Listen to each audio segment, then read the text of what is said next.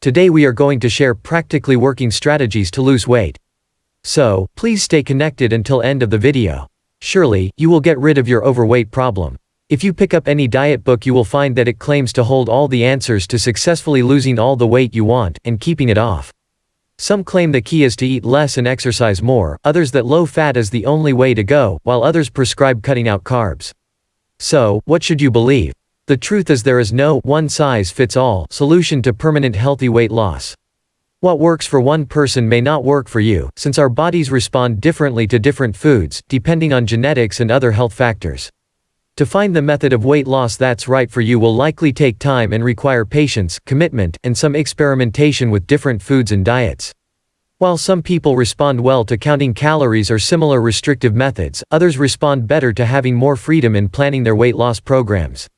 Being free to simply avoid fried foods or cut back on refined carbs can set them up for success. So, don't get too discouraged if a diet that worked for somebody else doesn't work for you.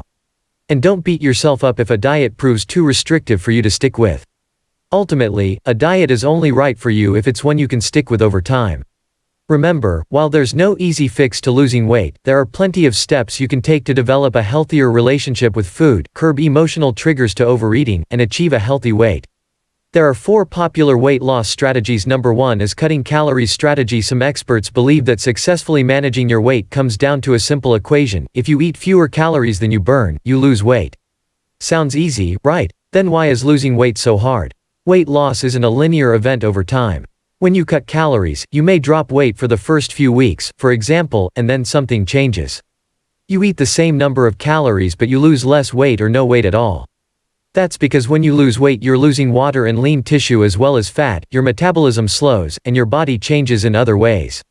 So, in order to continue dropping weight each week, you need to continue cutting calories.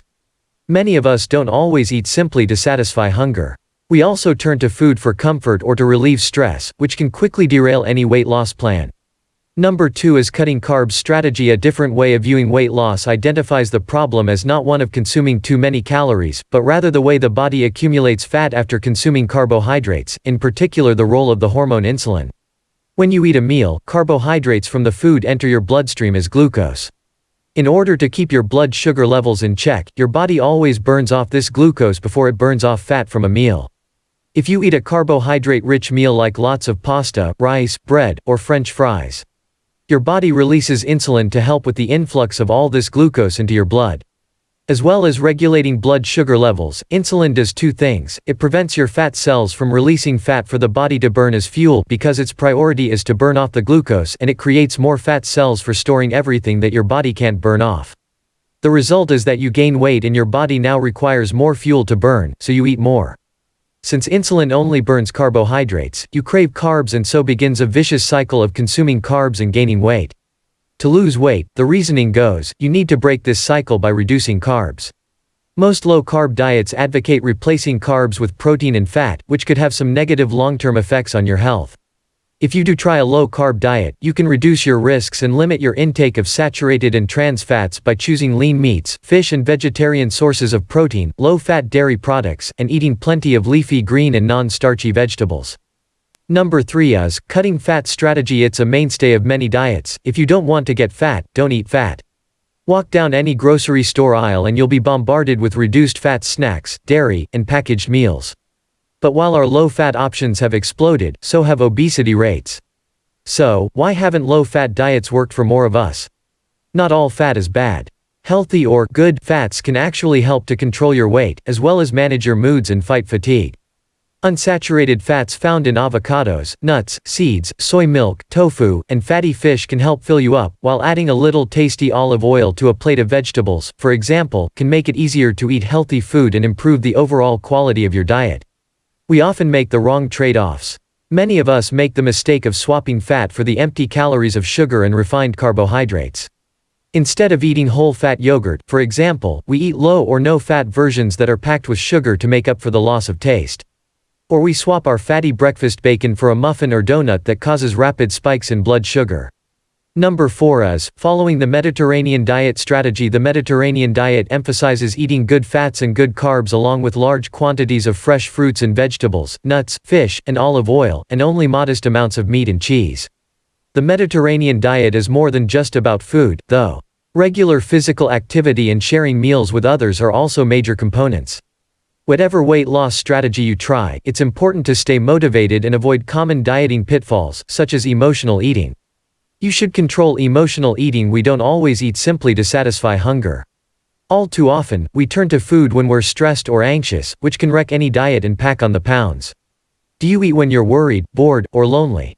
Do you snack in front of the TV at the end of a stressful day?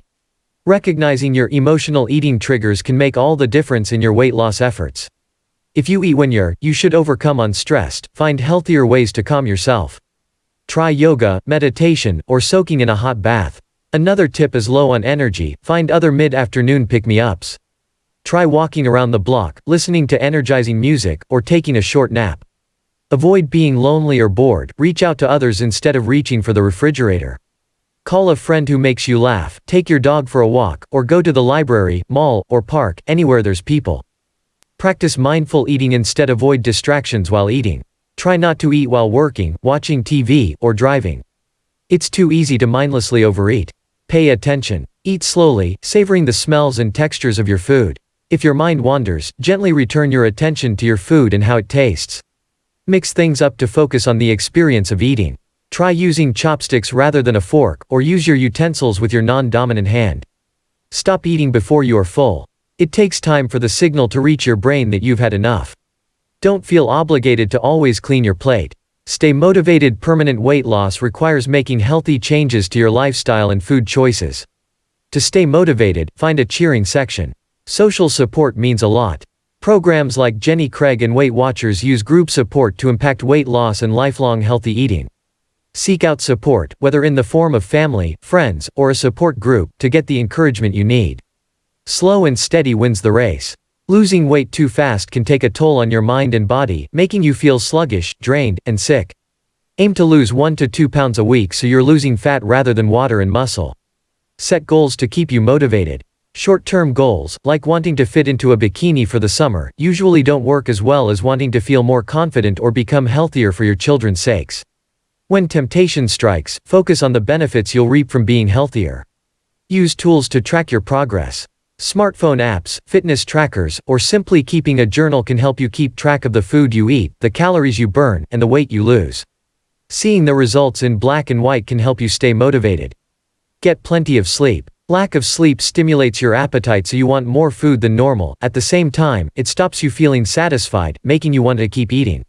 Sleep deprivation can also affect your motivation, so aim for 8 hours of quality sleep a night. Cut down on sugar and refined carbs. Whether or not you're specifically aiming to cut carbs, most of us consume unhealthy amounts of sugar and refined carbohydrates such as white bread, pizza dough, pasta, pastries, white flour, white rice, and sweetened breakfast cereals. Replacing refined carbs with their whole grain counterparts and eliminating candy and desserts is only part of the solution, though. Sugar is hidden in foods as diverse as canned soups and vegetables, pasta sauce, margarine, and many reduced fat foods. Since your body gets all it needs from sugar naturally occurring in food, all this added sugar amounts to nothing but a lot of empty calories and unhealthy spikes in your blood glucose. Hope this video was helpful to you. If you liked the video, please hit like and subscribe our channel for more informative videos.